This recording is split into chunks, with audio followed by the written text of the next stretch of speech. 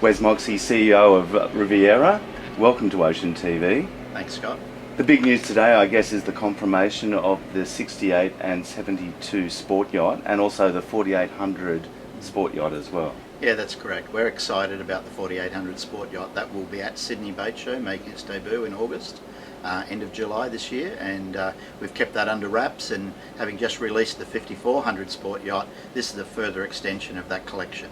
And what's the differences with the 4800? We're really getting down into the family boating price point, that's really great value and great quality for the Riviera heritage, if you like, of great seakeeping, day boats, weekenders and that sort of thing.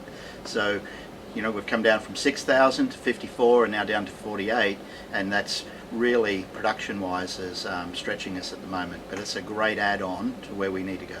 And I was in the press briefing that you were giving earlier. It's really about flexibility of options and layouts, isn't it? That's becoming Correct. Even more important. Yeah, very much so. When we're in the design process, we're listening to our clients, listening to our dealer network, and getting feedback from them. And for us, we don't go boating as much as our customers do. So we've got to listen to them, and we need to reinforce what they're after. And there's always critiques and differences and that sort of thing, particularly when you go up to 68 and 72 that we talked about today.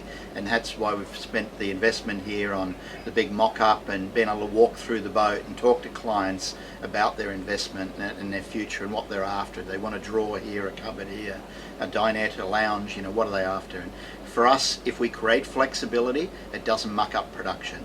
So if we're staunch one way, then it makes it hard when someone says, well, I'd really like this, and we want to accommodate them. So we're better off doing front-end design that allows that flexibility.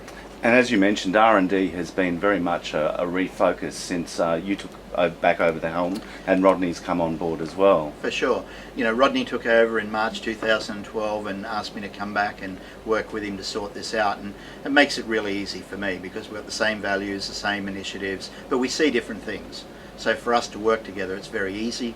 His commitment, and very early on when he came back, said, what can we do quick to show the market I'm prepared to invest and bring new product to the market. So we did the 445 SUV for August Sydney Boat Show, and we've continued that SUV family collection out of our Flybridge heritage. We've reinvested in new Flybridge boats and then a refresh of the Sport Yacht collection, and then coming out with a new initiative, which is really a Sports Motor Yacht. That series will grow as well. So there's a strong investment, there's a strong commitment to the product, to the people, to the growth, the training we do. It's right throughout the company, including our dealer network. And where do you see the clients coming from for the 68 and the 72? Who's the target market there? Well, the majority of them are existing Riviera people, to be frank. They're looking for, where do I go next? If I go through the list, they've got a 56 Riviera, they've got a 61 Riviera, they've had a 47, a 53, and they're looking for where do they reward their family next. And this crossover motor yacht still gives the sporting amenity in the cockpit, gives us that big indoor-outdoor feel that Riviera is renowned for, and strong seakeeping, passage-making ability, because we know that people want to go further. Up and down the east coast, Fiji, Tonga, Noumea, we get asked that. So people are asking for that sort of passage-making ability in this bigger boat. So that's what our focus has been. I read once that you said Riviera is a big company with a small mind. What do you mean by that exactly? Well, having been through, a long time at Riviera and been up to, a very big company with private equity ownership, we're now back into private ownership, which has a far more hands-on approach than a private equity approach.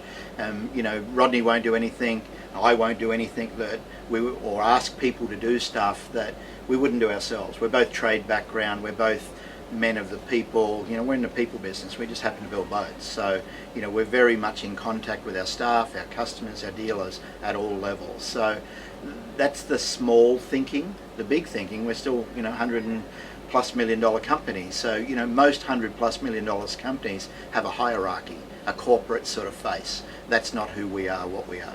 How are you balancing that push, which is very much on into global markets, with the domestic focus as well? How are you running that balance? Finding like-minded people. We search the globe for people that wake up every morning, say, how can I sell another Riviera and give my customer a great experience? I've got Ed Reed here at the moment from the Dominican Republic.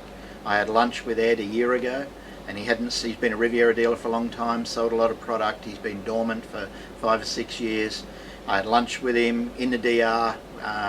This past year he's sold 6 boats. You know, he just needed to know that we cared, we love him, and he's reignited and excited about it. So just that like-mindedness, you know, and it becomes friends and easy business. But you very much, I don't think it would be unfair to say that you've taken a big step up in refinement and fit out to play in that global market, haven't you? Oh, for sure. And you know, the reinventing and the refresh and the rebuilding of Riviera needed drive, investment, and critique. And Rodney's never asked me to make Riviera bigger, never asked me to make it grow at this rate, you know, like a private equity ownership would.